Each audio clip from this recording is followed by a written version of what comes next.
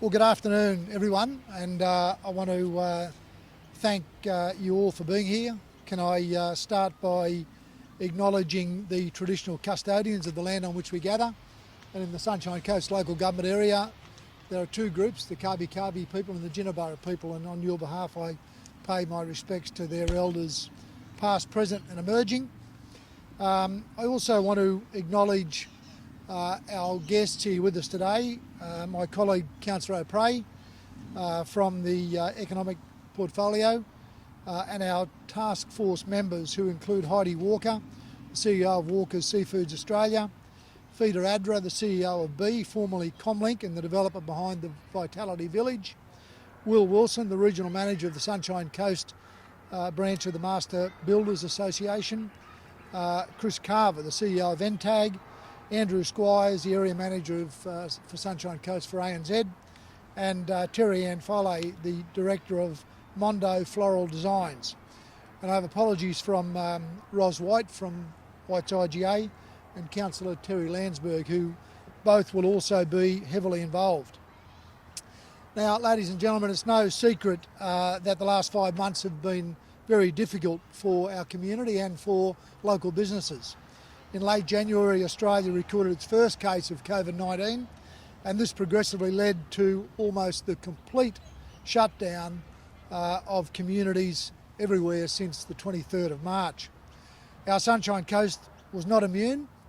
As at today, our council area has recorded 76 cases of COVID-19. Now, fortunately, all of those people have recovered. But this unprecedented global crisis, something we've not seen in over a century, has had a profound effect right across our community. On the 28th of May, the Grattan Institute released its latest modelling indicating the Sunshine Coast had experienced the highest rate of job losses of any area in Queensland. The federal electorates of Fairfax and Fisher, which span our Sunshine Coast, were rated third and fourth nationally, with 10.2% of jobs lost in each electorate. That is why our council moved quickly in the early days of the pandemic to do what we could to assist local businesses to keep operating, keep employing local residents and keep money circulating in the local economy. Initially on the 18th of March, Council announced that it would be fast-tracking payments of supplier invoices so that where all the paperwork was in order and the goods and services delivered, the invoices would be paid to local suppliers within 7 days, instead of the usual 15 to 30 days. Council has subsequently put in place two packages of business support measures on the 23rd of March and another on the 18th of April as part of a multi-staged approach to guiding the region and its businesses through the crippling effects of COVID-19. And there's more still to be done. One thing we know is that our region is much stronger now than it was in 2011 and 2012, when many local businesses were battling to stay afloat as a consequence of the global financial crisis. We've worked hard since then to grow investment in new infrastructure and focused our efforts on expanding our high-value industries, which are much more resilient to global shocks. And we've grown a reputation as being an area with a flourishing innovation ecosystem, one that will provide jobs and opportunities in demand in our 21st digital century, and which will surge ahead now that the international broadband cable network is in service. All of these efforts were driven from the architecture of our regional economic development strategy, which we put in place in 2013 as a blueprint for developing a new, stronger and globally connected regional economy. And our strategy has once again provided the platform for our region's pathway to recovery and economic resurgence as we move to come through the impacts of COVID-19 and build back our economy and our local businesses better than before. One thing we are here on the Sunshine Coast is tough, really tough. We weather the difficult times and importantly we look after our own. And when there's a job that needs doing, we get on and get it done. These characteristics are very much reflected in the Economic Resurgence Plan, which is being released later today, and in the two particular initiatives I'm delighted to announce from it.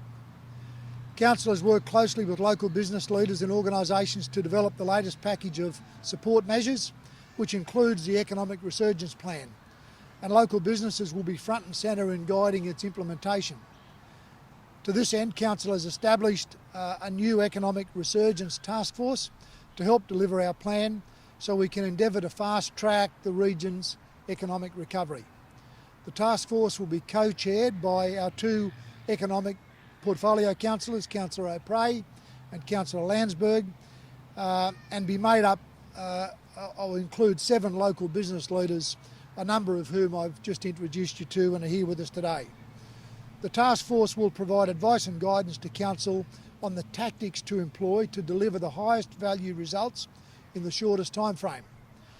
These passionate and highly successful business leaders represent a cross-section of our community, and I'll introduce them all to you in a moment. The task force will provide a laser-like focus to how we approach our rebuild of consumer and business confidence.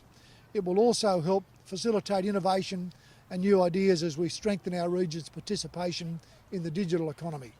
And importantly, the task force will play an important role in our continuing efforts to support local business recover from the impacts of COVID-19. This will include overseeing the implementation of a suite of business assistance measures we've announced previously, along with the new package we're releasing today. Part of that package is an exciting new collaboration with Council, has been able to broker with Amazon Web Services. Working with AWS, we will be offering education and training opportunities for people and businesses and the broader community to build new skills in cloud computing, machine learning and data analytics. It's not often that a community gets to collaborate with such a significant global company as Amazon Web Services. However, due to our investment in the international broadband submarine cable, this suite of training makes the Sunshine Coast the perfect choice for remote workers across Australia and for companies looking to onshore their services and systems. Ensuring our workforce and our entrepreneurs are equipped with modern skills will help future-proof our region as it moves into the important recovery phase. Enhancing new skills development opportunities for our local businesses is just one of the many measures that will be part of our third assistance package. Last week our Council voted unanimously to revise Council's procurement policy to more strongly favour local-based suppliers to provide a boost for local job opportunities and help re-energise the economy. Council spent $213 million with local suppliers during the current financial year to May 1, which represents approximately 70% of Council's total procurement spend. From July 1, contracts valued up to $250,000 will generally go to local companies. Contracts greater than $250,000 will favour local suppliers even more than they do now, as we're increasing the local assessment criteria weighting from 15% to 20%.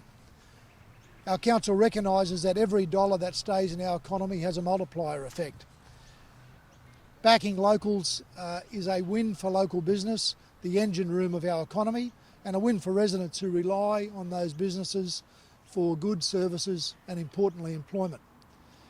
Council is also introducing an incentive assistance program to support the private sector with shovel-ready and job-creating projects.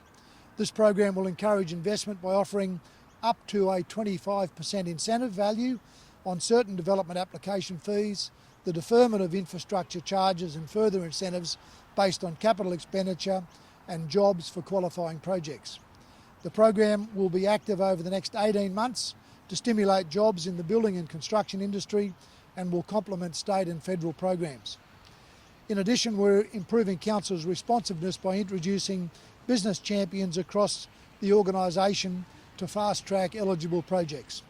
Council will also continue to waive fees until 31 October for footpath dining and trading and permit fees for businesses using public spaces. These fees have been waived since the start of March to alleviate pressure on businesses. This package, our third tranche of assistance measures, is squarely designed to build momentum in our economy, support local business to recover and continue employment for local residents. So our new task force, as I said earlier, will ensure these objectives are realised, and I'd just like to take the opportunity to thank them for their commitment, along with the Chair, Councillor O'Prey, and recognise Heidi Walker, Kim Carver, Feeder Adra, Andrew Squires, Terry Ann Foley, Will Wilson, who are here today, and of course Councillor Landsberg and Ros White, who couldn't be with us today but will make a significant contribution to our economic resurgent plan.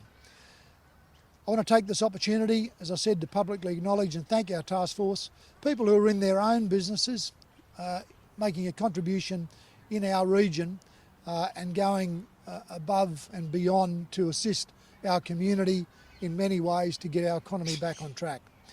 With those few words, I want to hand over to Heidi Walker from Walker Seafoods to say a few words. Heidi knows firsthand the challenges and opportunities facing business owners as they seek to recover from the restrictions imposed around COVID-19. Thanks, Heidi.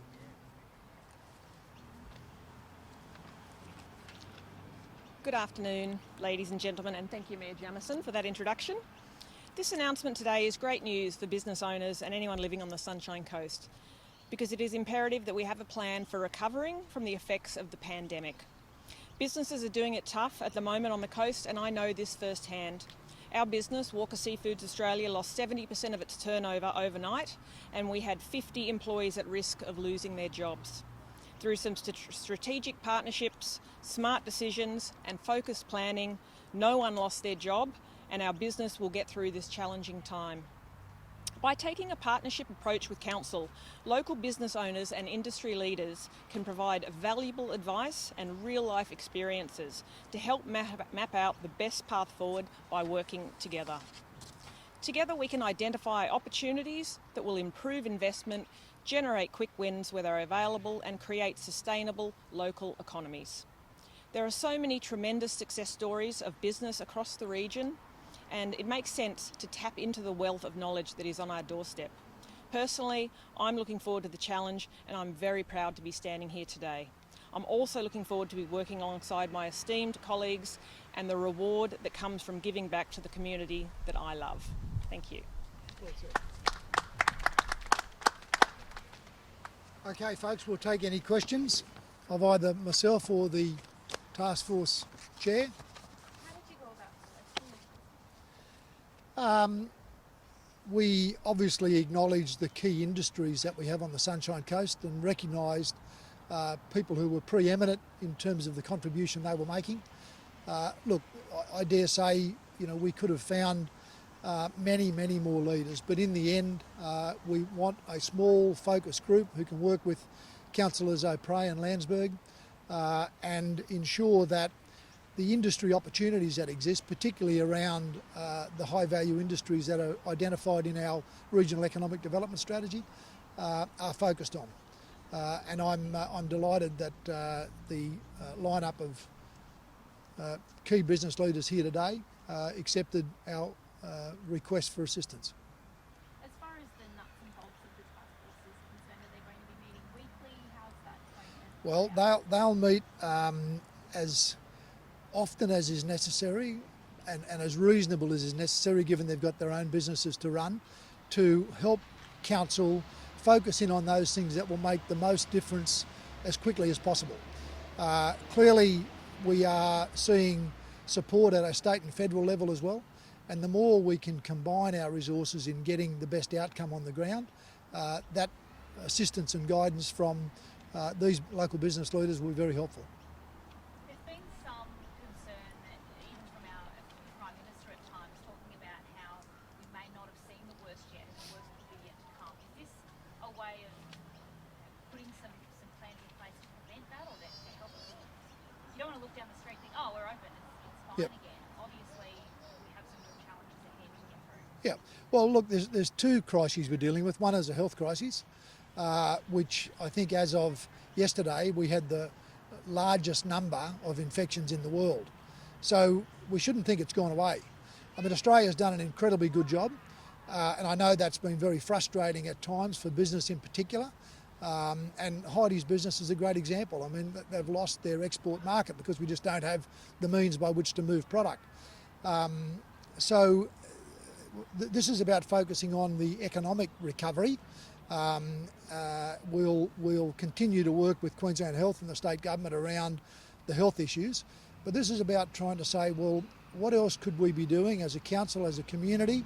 How do we get pick the brains of the best on the Sunshine Coast across a broad range of important industries that employ a lot of people to try and ensure that we're one step ahead. And as borders reopen and things improve, we're in a position to capitalise on that quickly. God forbid that we do have another serious outbreak, a second wave as it's been referred to, which will require a stronger focus from a health perspective.